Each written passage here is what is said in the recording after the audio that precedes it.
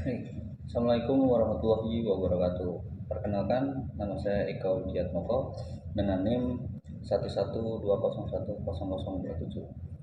Oke, di sini saya akan mengerjakan UTS eh, semester 5. Eh, untuk yang pertama itu apa itu definisi resiko berdasarkan ISO 31000. Oke, dalam definisi risiko berdasarkan ISO 31000/2018, risiko itu adalah efek ketidakpastian terhadap sasaran, di mana setiap tujuan itu akan mempunyai risiko dan kita harus mempunyai cara atau memitigasi uh, ketidakpastian ketidakpastian yang akan menimbulkan kegagalan terhadap sasaran yang akan kita tuju. Yang kedua adalah prinsip-prinsip manajemen risiko. Oke, untuk yang pertama itulah terintegrasi ya. Itu manajemen risiko merupakan bagian dari keseluruhan dari semua kegiatan organisasi. Hal ini sangat masuk akal untuk dijadikan sebuah persyaratan agar dapat mendukung pencapaian tujuan, peningkatan kinerja, dan mendorong inovasi. Untuk yang kedua, itu terstruktur dan komprehensif, di mana yang dimaksud dalam manajemen risiko ini berkontribusi pada hasil dan konsisten dan dapat dibandingkan. Prinsip ini tidak terbatas pada risiko dalam organisasi, tetapi juga termasuk pada risiko yang dibawa organisasi tersebut yang berhubungan dengan organisasi kita. Yang ketiga, itu adalah dapat disesuaikan, di mana kerangka kerja dan proses manajemen risiko dapat disesuaikan dengan proporsi konteks eksternal dan internal. Untuk yang keempat, itu inklusif, di mana keterlibatan pemangku kepentingan yang tepat dan waktunya juga tepat, seperti itu. Untuk yang keempat, itu adalah dinamis. Jadi resiko yang muncul dapat berubah dan hilang mengikuti konteks eksternal dan internal.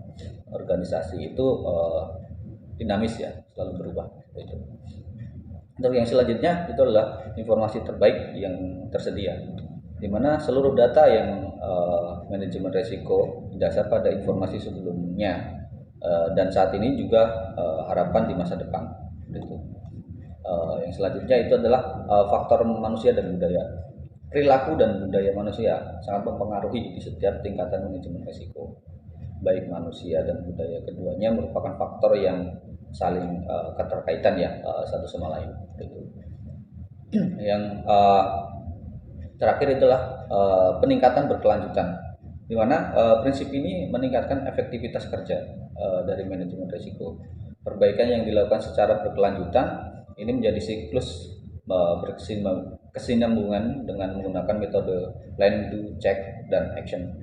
Selanjutnya adalah kerangka kerja manajemen risiko. Oke.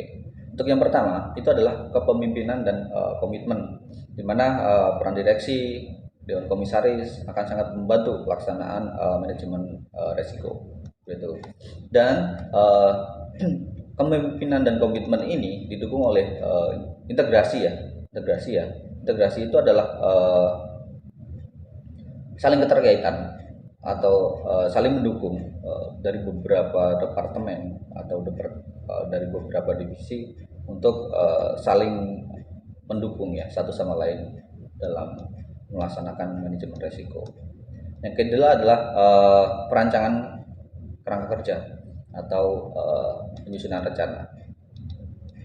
Oke, yang keempat adalah implementasi. Jadi setelah kita merencanakan, kita adalah mengimplementasikan apa yang kita rencanakan sebelumnya. Jadi tujuannya manajemen risiko adalah menciptakan melindungi nilai adanya manajemen risiko yang akan meningkatkan kinerja, mendorong inovasi, mendukung pencapaian sasaran.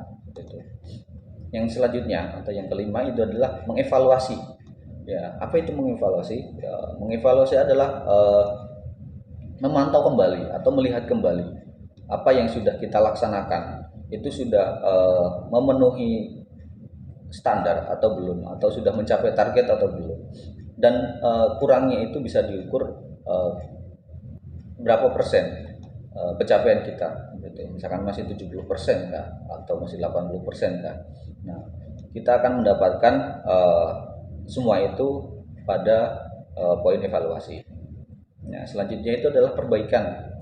Nah, setelah mengevaluasi, kita akan menemukan problem atau masalah yang kita hadapi atau titik mana yang belum kita dapatkan atau belum kita capai. Nah, itu kita masukkan dalam poin perbaikan. Nah, kita memperbaiki apa yang kita temukan pada poin evaluasi sebelumnya, itu untuk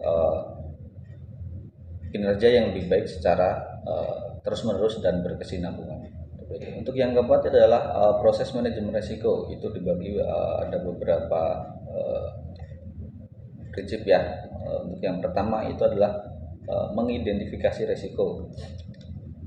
Apa sih itu mengidentifikasi risiko? Ya, mengidentifikasi risiko adalah proses yang secara sistematis dan terus-menerus dilakukan untuk mengidentifikasi kemungkinan timbulnya risiko dan kerugian terhadap kekayaan, hutang, dan personil perusahaan.